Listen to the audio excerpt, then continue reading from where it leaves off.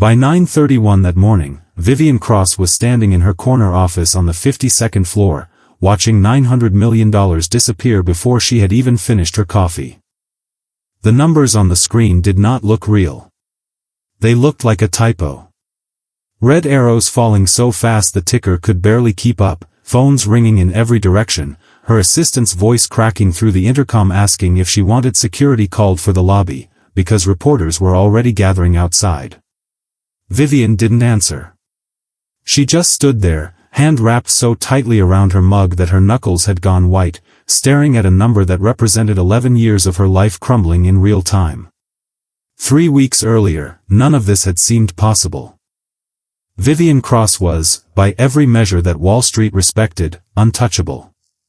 She had built Halcyon Dynamics from a 2-person office above a laundromat in Queens into a $9 billion investment firm, and she had done it without a single dollar of family money, without a mentor pulling strings behind the curtain, and without ever once letting anyone tell her how to run her own company. People called her cold. She called herself careful. Because Vivian had learned, a long time ago, exactly what happens when you let someone else's advice steer your future. Her father had learned that lesson first, and it had cost him everything.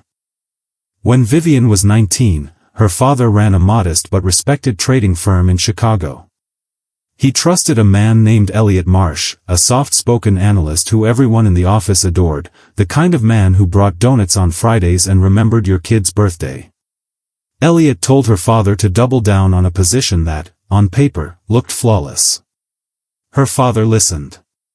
6 weeks later the position collapsed, the firm collapsed with it, and the man her father trusted most simply vanished, leaving behind nothing but apologies nobody wanted to hear. Vivian watched her father age 10 years in 10 days. She watched the house get sold.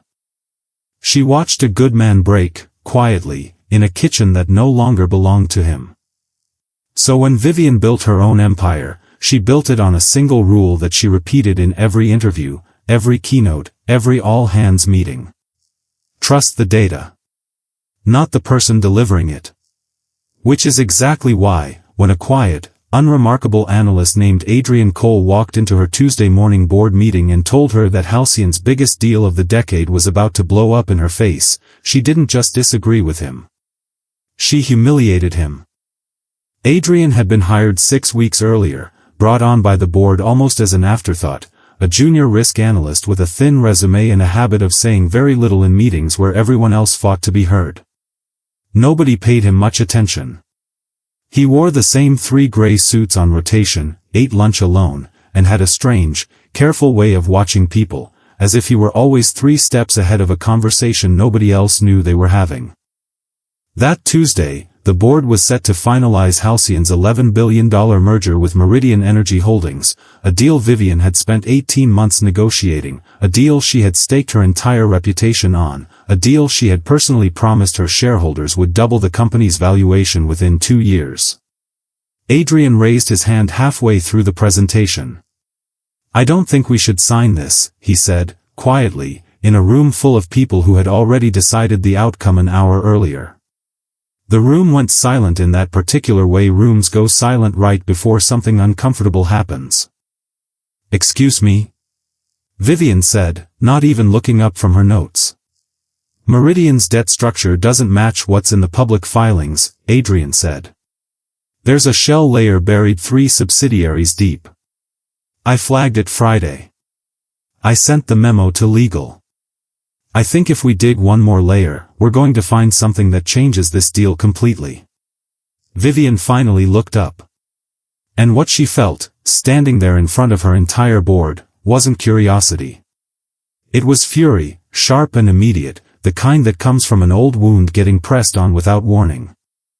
"You've been here 6 weeks, she said, her voice flat and cold enough that 2 board members visibly leaned back in their chairs.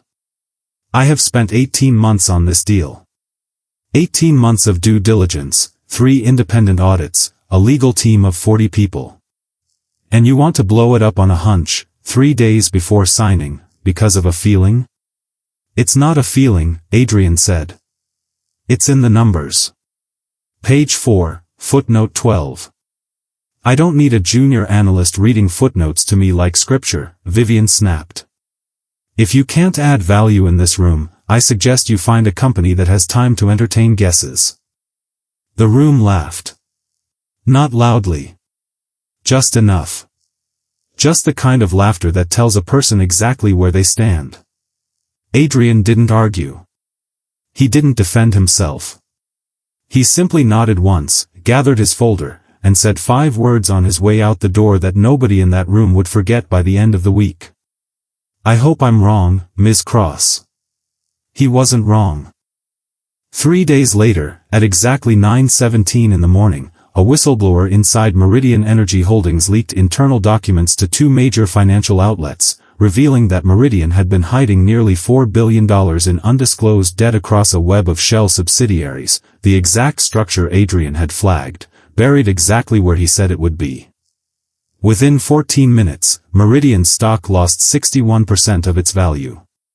Within 22 minutes, the merger, which had already been legally locked into a binding agreement 2 days earlier at Vivian's insistence, dragged Halcyon Dynamics down with it. $900 million. Gone before the opening bell had even finished ringing. Vivian stood in her office that morning surrounded by silence so heavy it felt physical. Her phone was full of missed calls. Her inbox was full of headlines with her name in them, most of them cruel, some of them worse. And somewhere underneath all of that noise was a memory she couldn't shake, a memory of a quiet man in a gray suit saying 5 words on his way out a door she had practically shoved him through. By noon, the board had called an emergency session. Vivian walked in expecting sympathy. What she got instead was Richard Voss, the board's longest-serving member, a man who had quietly opposed her leadership for years, standing at the head of the table like he already owned it. This is a leadership failure, Voss said, not even bothering to soften it. We had a warning. Internal documentation. And it was dismissed. I made a judgment call based on 18 months of vetted due diligence, Vivian said, her voice tighter than she wanted it to be. You made a judgment call based on ego, Voss said. And it cost this company $900 million in a single morning. I think it's time we discuss a leadership transition. For the first time in 11 years, Vivian Cross felt the floor of her own company shift beneath her feet. What she didn't know, not yet, was that the floor shifting had very little to do with a bad merger, and everything to do with the man standing quietly at the back of that emergency meeting, the same man she had humiliated 3 days earlier, the same man who had, without telling a single soul, spent the last 72 hours doing something no one in that boardroom would have expected from a 6-week-old junior analyst. He had been protecting them. The night after Vivian dismissed him, Adrian Cole hadn't gone home angry. He had gone home and worked until 4 in the morning, using a limited signing authority buried deep in his contract, an authority nobody on the board had thought to strip from a junior hire because nobody thought a junior hire mattered enough to bother. He used that authority to quietly hedge nearly a third of Halcyon's exposure to Meridian through an offsetting position most people in that firm didn't even know existed. It wasn't enough to stop the collapse. Nothing could have stopped the collapse once the deal was legally signed.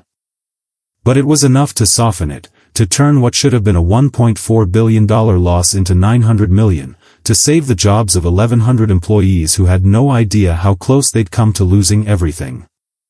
He never told anyone. He didn't need the credit. He needed the company to survive. But Richard Voss needed something else entirely, and that was the part Vivian hadn't put together yet. It was Adrian, sitting quietly in the back row of that emergency meeting, who finally spoke, and this time the room didn't laugh. Before you vote on removing Ms. Cross, he said, I think you should know that trading records show Richard Voss opened a short position against Meridian Energy Holdings 4 days before the merger was finalized. 2 full days before I flagged the debt discrepancy. Which means someone with inside knowledge of Meridian's real financials tipped him off before that information ever reached this boardroom. The temperature in the room changed instantly. Voss's face went the color of old paper. That's a baseless accusation, he said, but his voice had lost its certainty. It's not an accusation, Adrian said, sliding a folder across the table, calm in a way that felt almost unnatural given what he was holding. "It's a timestamp. Public trading records, cross-referenced with the Shell subsidiary structure I flagged Friday. Someone inside Meridian gave you information they shouldn't have had. And instead of warning this company, you bet against it, and then used the fallout to push for a leadership change that would put you in control." Nobody in that room breathed for a long moment. Vivian stared at Adrian, and something inside her, something that had been locked tightly shut since she was 19 years old, cracked open just slightly. "Why didn't you tell me any of this 3 days ago?" she asked quietly, and for once, there was no anger in her voice, only something closer to disbelief. "I tried," Adrian said. "You didn't want to hear it from me." The silence that followed wasn't cold this time.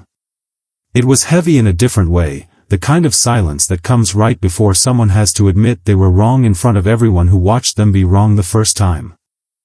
What came out over the following 72 hours reshaped everything Vivian thought she understood about her own company. Voss was formally removed from the board within the week, an SEC inquiry opened days after that, and internal audits revealed he had been quietly recruiting sympathetic board members for over a year, waiting for exactly the kind of crisis that would let him walk in and take her chair without ever having to fight for it directly. The $900 million collapse hadn't been an accident he capitalized on. It had been the opportunity he was actively hoping for. And somewhere in the middle of all of it, Vivian learned something else, something that hit far closer to home than a boardroom betrayal ever could. She found it almost by accident, buried in an old company file Adrian had quietly included with his resignation letter, because after everything, he had genuinely planned to leave, believing his usefulness had ended the moment the truth came out. The file was a decades-old employment record from a firm in Chicago. Elliot Marsh. Analyst. Terminated. And beneath it, a forwarding address that led, eventually, to a name Vivian hadn't let herself think about in over a decade. Adrian Cole was Elliot Marsh's son. He had grown up watching his father carry the weight of a mistake that destroyed a family he'd never even met, a mistake that turned his father into a ghost of the man he used to be, quiet, apologetic, broken by guilt that never fully healed. Adrian had spent years trying to understand exactly what happened in that Chicago office, and when he finally found Vivian Cross's name attached to it, he didn't come looking for forgiveness. He came looking for a way to make sure it never happened to anyone else again, even if that meant protecting a woman who had no idea who he really was, even if that meant absorbing every bit of coldness she had built as armor against people exactly like his father.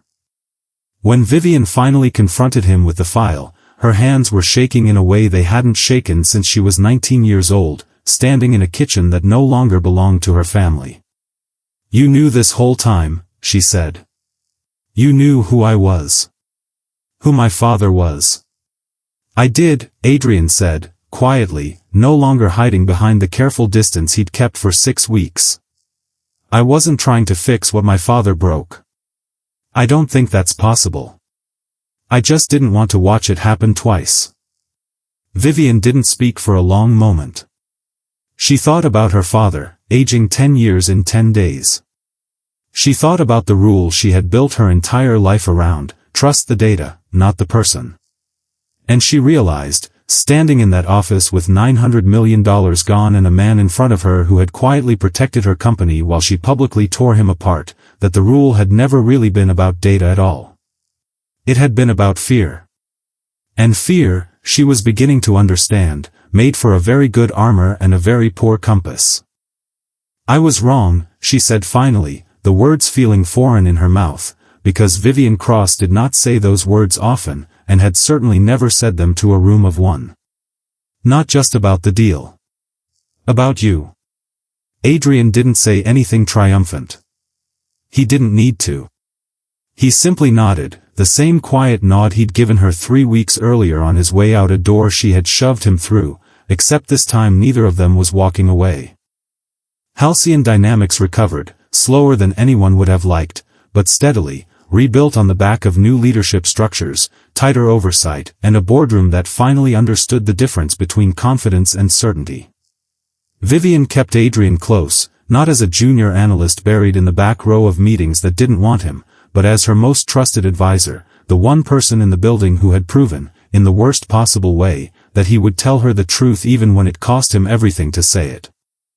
Months later, long after the headlines faded and the SEC case against Voss quietly wound its way through the courts, Vivian stood at the same window where she had once watched $900 million vanish before her morning coffee had even gone cold. This time, the market was calm. This time, there was nothing to watch fall. She thought about her father sometimes, still, in that kitchen that wasn't theirs anymore, and she thought about the lesson she had built an entire empire around, the lesson that had nearly cost her everything a second time simply because she had refused to hear it from the wrong person at the wrong moment. The truth, she had learned, rarely announces itself with confidence. Sometimes it walks into a room in a cheap gray suit, sits quietly in the back, and waits to see if anyone is brave enough to listen before it's too late. She had learned that lesson the hard way, in front of her entire board, with $900 million as the price of admission. She never planned on forgetting it again.